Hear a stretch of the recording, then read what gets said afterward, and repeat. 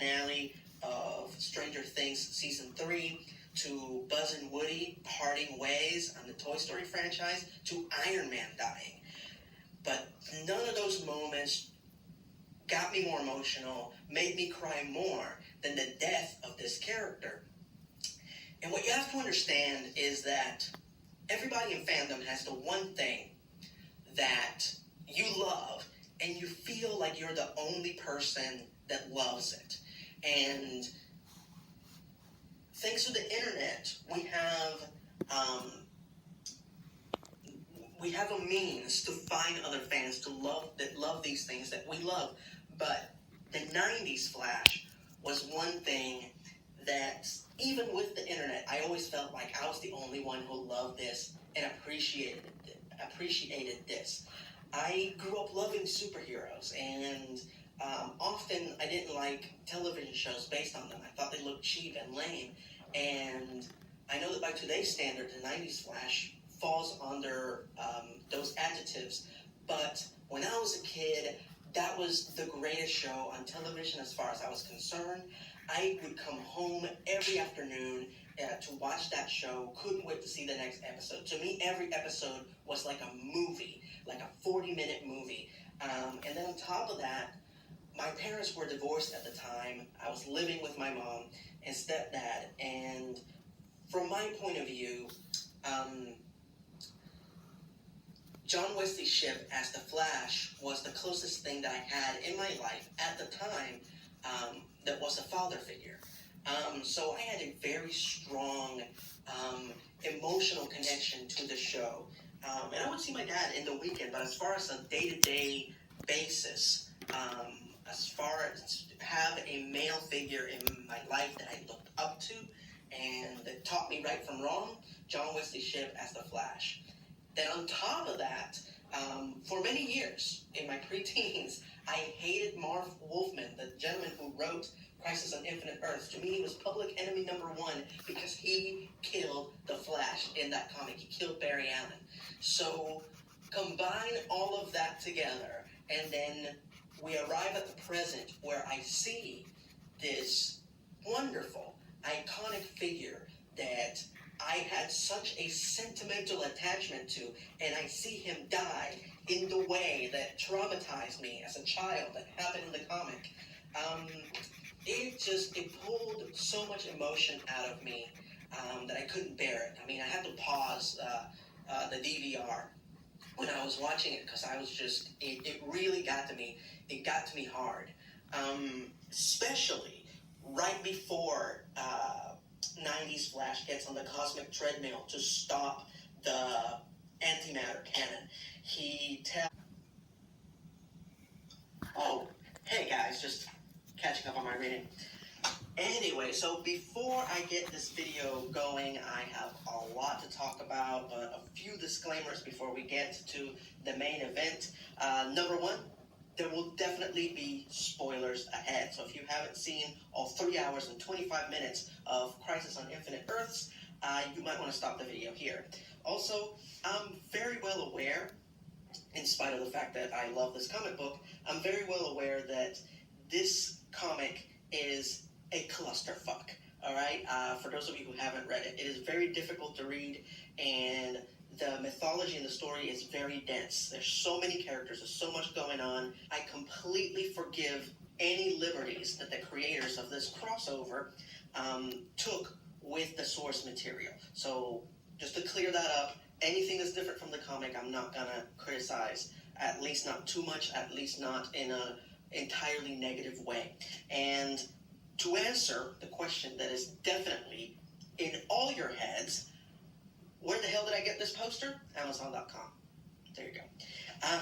But if there are some of you who just want a quick review, you just want my quick opinion on it, I will give it to you right now, just in case you don't want to hear me ramble for however long this video ends up being, because, like I said, I have a lot to talk about. So if you just want to know what my overall opinion of Crisis on Infinite Earths CW crossover was, it was okay.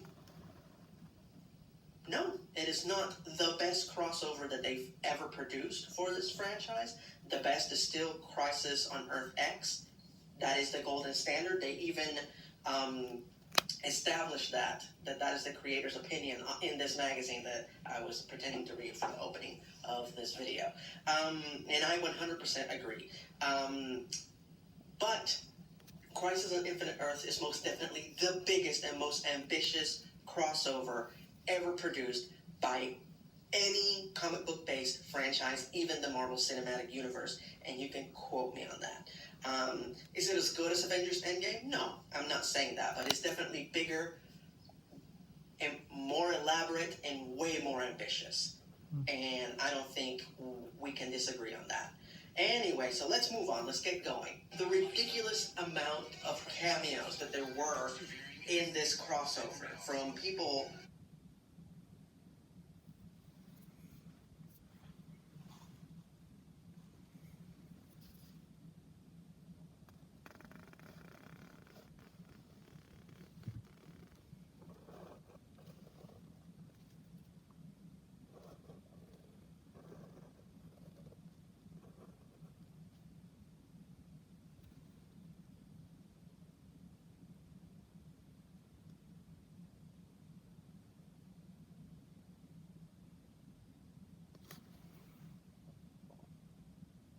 Just perfect, exactly as he is in the comic, and he played it perfectly. And not only that, but he also played the anti-monitor, which he had to sit in the makeup chair for about 3 hours every day to get that makeup done.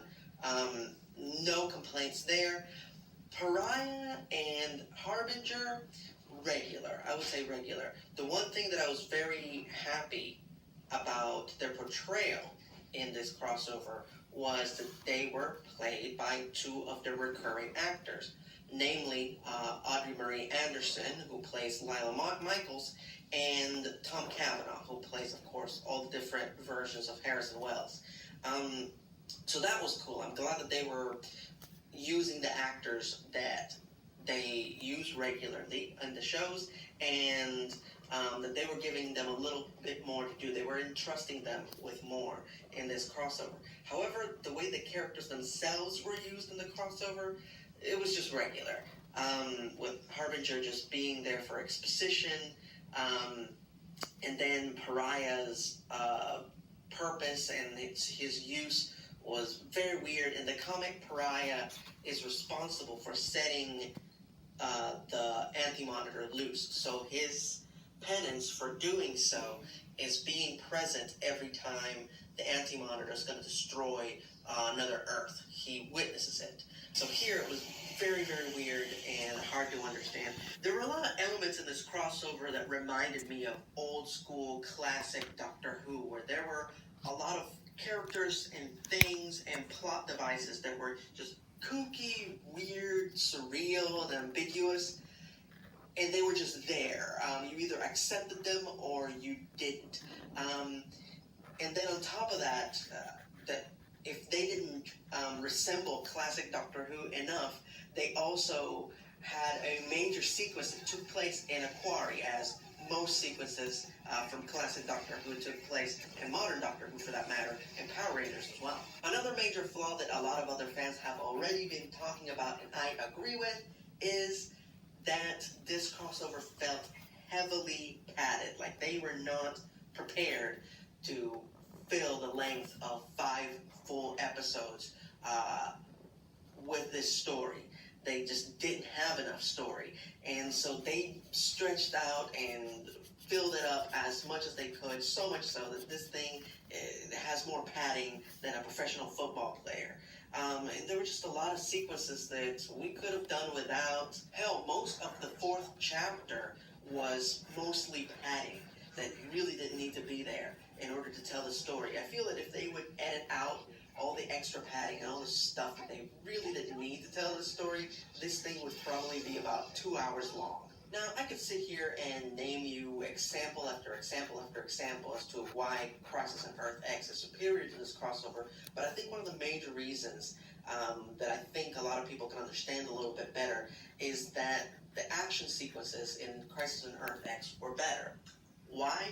Because they were fighting actual people. In this crossover, it was you kept seeing live action characters constantly fighting CG, just swinging their limbs at the air and making no impact whatsoever. In fact, anytime anybody, whether they were superhero or human, hit Shadow Demon, they just exploded in a cloud of smoke instantaneously.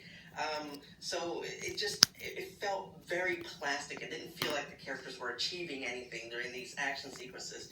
Even though they were shot very well and the special effects looked really cool, they just didn't quite have the impact of action sequences that we've seen in past crossovers or in past episodes of their individual shows for that matter.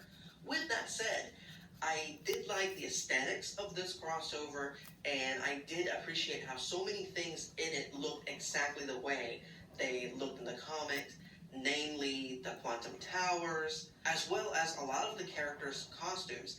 A lot of people complained that the Harbinger's costume wasn't 100% accurate to the comic book version, that they gave her, long pants and, too long sleeves. Well, the fact of the matter is they shoot this show in Vancouver. It is freaking cold, and Audrey Marie Anderson deserves to be bundled up while she's out there acting her ass off to entertain us.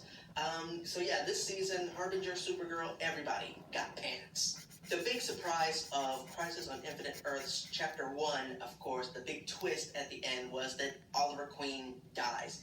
And with 4 chapters left of Crisis, as well as 2 episodes left of Arrow's own show, no, I didn't believe that Oliver Queen was dead, not even for a second.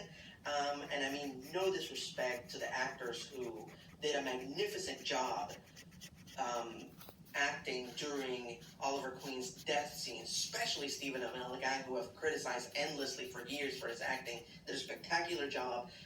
All those scenes, the scene before he died, as well as his actual death scene. But the problem is that because I had this knowledge of what was coming next, it just didn't hold any impact, and which makes it all the more problematic that they actually felt the need to have him die twice, which was weird. Once as Oliver Queen and once as the Spectre. So there you go. Very weird. Both scenes, again, the actors did a great job, but they didn't get any emotions out of me whatsoever because I knew there was more to come and that he's still in their contract to appear in more. So there you go. Was it a good end? It was okay. It was an okay end.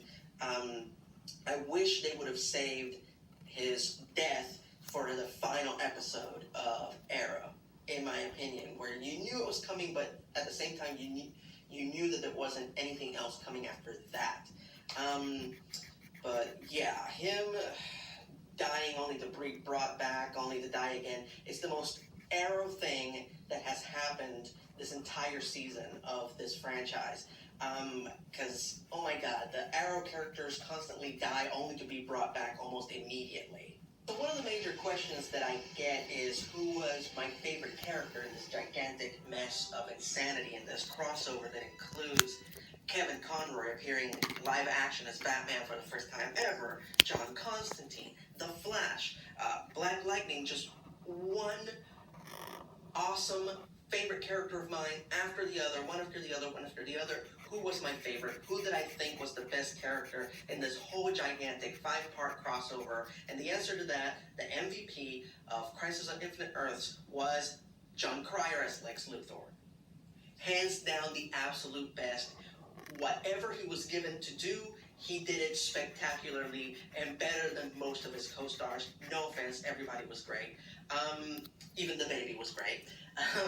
Whatever scene he was in, whatever moment, any time that he was in frame, he just made the scene better. Now, on the subject of Brandon Routh as Superman Prime, I would like to remind all of you that I was one of the major naysayers when it came to his portrayal of Superman in Superman Returns.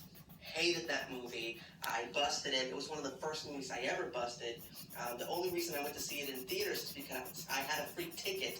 I had bought, I believe, the first season of Justice League on DVD, and it came with a free ticket to go see Superman Returns at theaters. I didn't want to see it, went to see it anyway because I had a free ticket and hated it even more in spite of the fact that I paid no money to see it.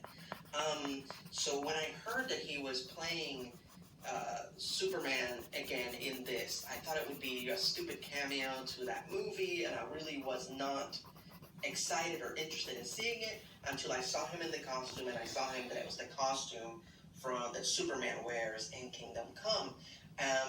And I got it. I knew, oh my god, he's playing an older Superman, Superman Prime, and I saw the way he just looked